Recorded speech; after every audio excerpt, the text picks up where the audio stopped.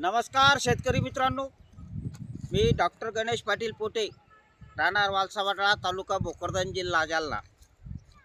कृषीरत्न कृषीभूषण मान्य चंद्रशेखर भडसावळे दादा तसेच प्रताप काका चिपळूणकर यांच्या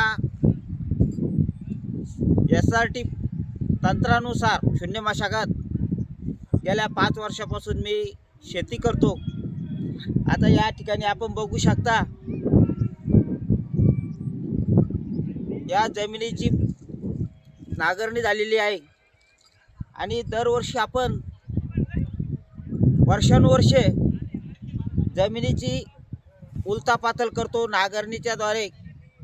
आज या ठिकाणी बघू शकता, केवढाले प्रचंड ढेकळं या ठिकाणी निघालेले आहेत आणि परत या ढेकळांना बारीक करण्यासाठी आपण याच्यावर रोटावेटर मारणार आहे. याच्यामुळं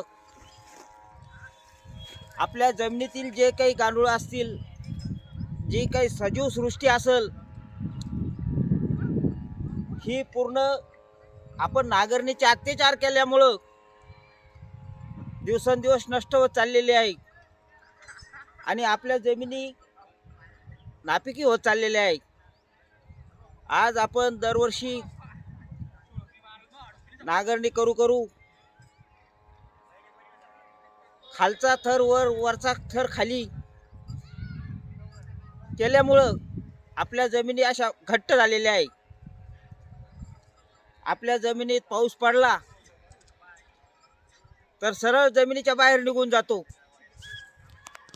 आपण SRT पद्धतीने जर शेती केली तर या ठिकाणी आपल्याला फक्त एकदाच अशा प्रकारची नांगरणी करावी लागते, रोटावेटर करावा लागतो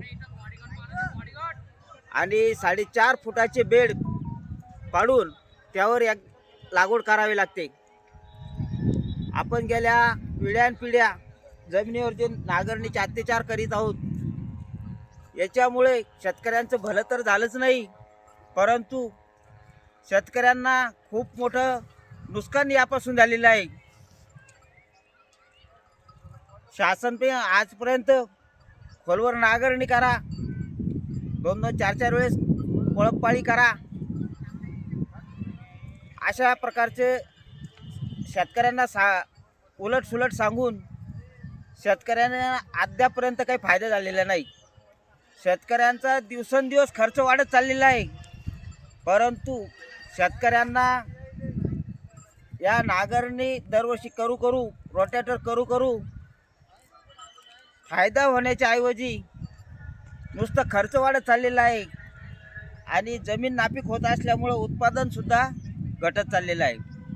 माझी सर्व शेतकरी बांधवांना नम्र विनंती आहे, आदरणीय कृषीरत्न कृषीभूषण मान्य चंद्रशेखर भडसावळे दादा आणि प्रताप काका चिपळूणकर यांनी जे SRT तंत्र शून्य मशागत तंत्र विकसित केलेले आहे, या तंत्रानुसार आपण जर शेती केली तर आपला नांगरणीचा दरवर्षी होणारा जो खर्च आहे, रोटावरचा होणारा जो खर्च आहे,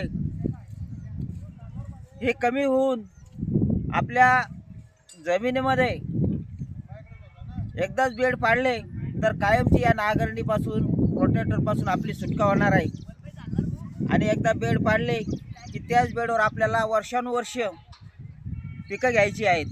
या ठिकाणी कुठल्याही प्रकारचा अतिरिक्त खर्च होत नाही आणि बेड पाडल्यामुळं आपल्या पिकांना खूप मोठा फायदा होतो.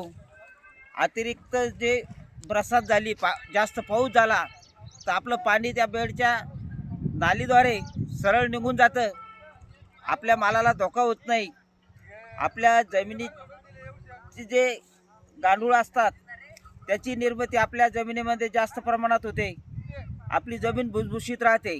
यावर्षी अल निनोचा प्रभाव जाणवणार आहे असे प्रत्येक जण सांगत आहे.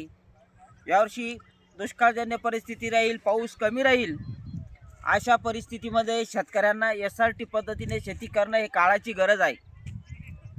जर आपण बेडवर जर पिकं घेतले तर आपल्या जमिनीमध्ये पाणी बेडमध्ये पाणी साचून राहील आणि चांगल्या प्रकारे आपल्या कमी पावसामध्ये सुद्धा उत्पादन चांगलं येईल अशी सर्व शेतकरी बांधवांना मी नम्र विनंती करतो की प्रत्येक शेतकऱ्यांनी यावर्षी ज्या शेतकऱ्यांकडे 10 एकर शेती असेल अशा शेतकऱ्यांनी 1 एकर तरी SRT पद्धतीने शेती करायला सुरुवात करायला पाहिजे। आजच्या पुरतं एवढंच बोलतो आणि थांबतो। जय SRT।